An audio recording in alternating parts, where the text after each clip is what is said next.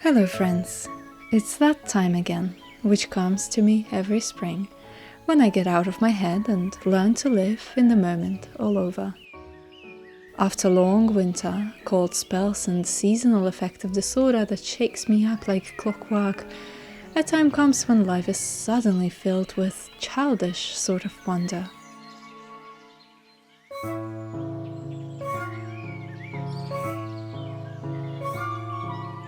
I remind myself that, even for a little tiny moment each day, in this hectic whirlwind of life, events, all sorts of happenings, I can allow myself to enjoy the little things.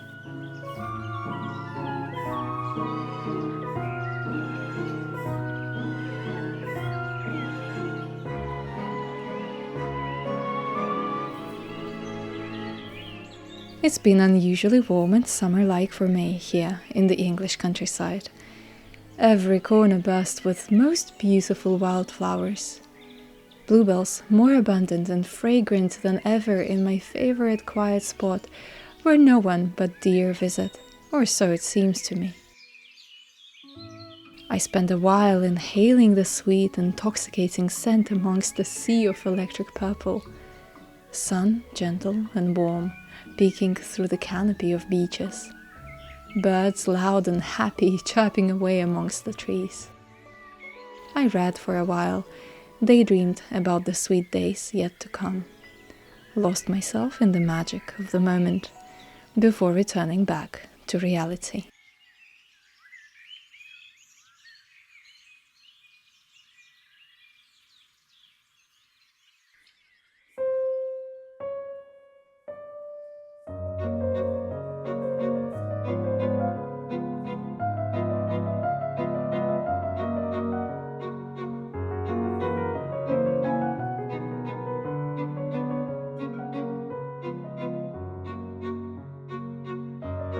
Let's bake yet another cake on this lovely evening. This time it's a strawberry cake, which turned out better than I expected, with little pieces of strawberries melting into the batter and disappearing, only leaving the sweet flavor.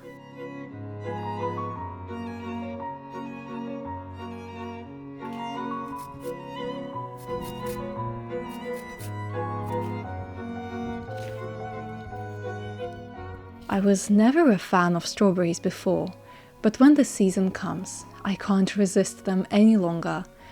That's another part of living in the moment, enjoying whatever is seasonal whenever you can. As soon as I see British flag on the packaging or at the farmer's market, I'm going to buy that produce and come up with recipes. Fruit and vegetables taste their best in season.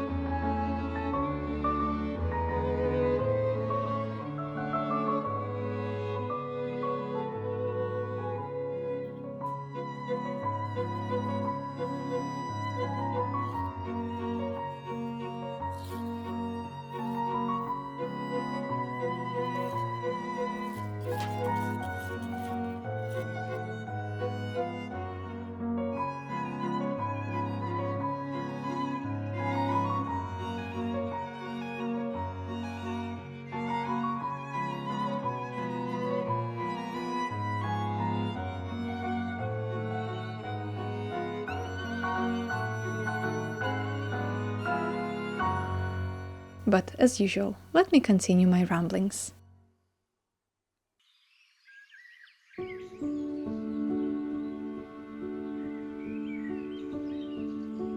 I opened a new page of my journal recently. To my rather unpleasant surprise, I found that the last entry was a month ago, when I promised myself to stay consistent.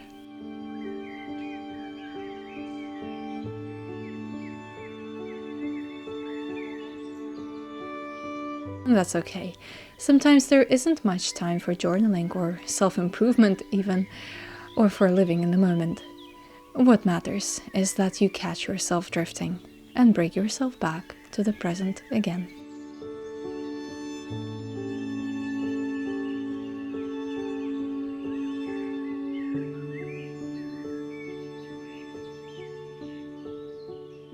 This is what I journaled about.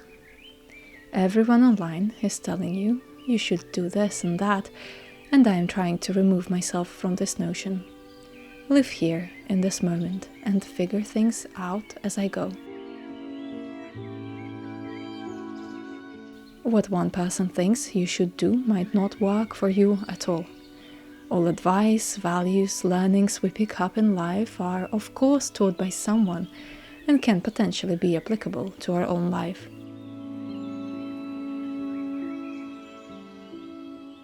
But all this also can be irrelevant. The beauty is that you can take all that you learned and instead of taking it as a rule or take it at face value, you can adopt and figure out what works for you. How do you do that? By being in the moment and paving your own way and learning more and understanding what you actually want from life. Consider the learnings, but judge through your own experience.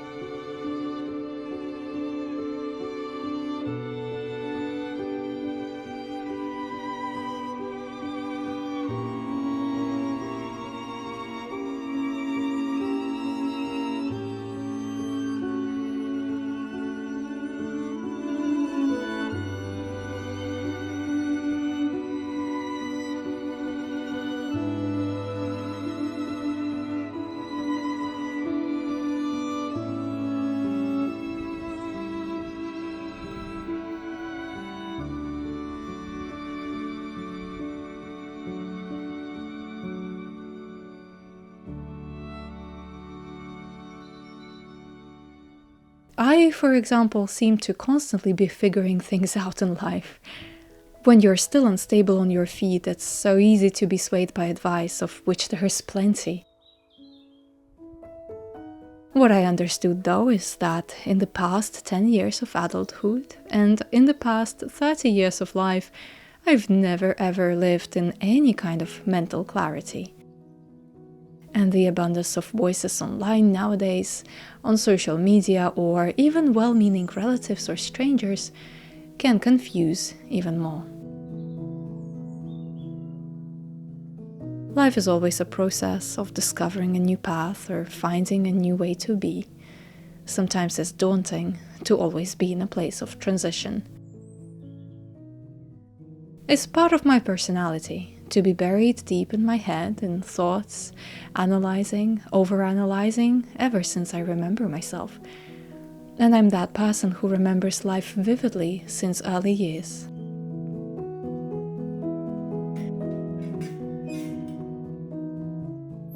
Whenever I found myself still for a while, steady in a constant pace, I inevitably tried to change something. I moved home over 9 times, because whenever I began to feel comfortable, I also felt discomfort in that steady pace. I changed profession multiple times, changed countries, dyed my hair all sorts of crazy colors. If I could, I'd show you pictures, but my insecure teenage self deleted all of them.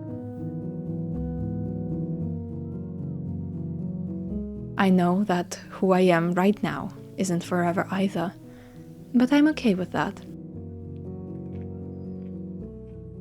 I realized that perhaps I shouldn't resist change, but move with it, enter its flow, its seasons, and learn to be where I am, who I am for now. When your path curves and winds and you find yourself constantly discovering and rediscovering who you are, perhaps the best thing you can do is appreciate this particular moment. Add life and meaning to this particular day. It's okay to eventually change yet again.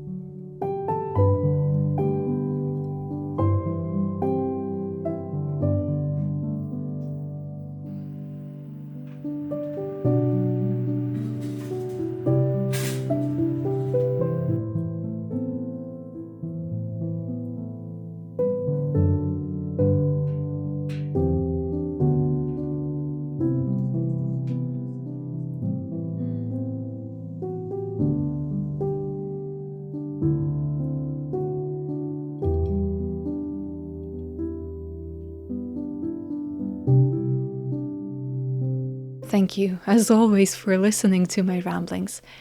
I hope you're having a wonderful day, and I will see you again very soon.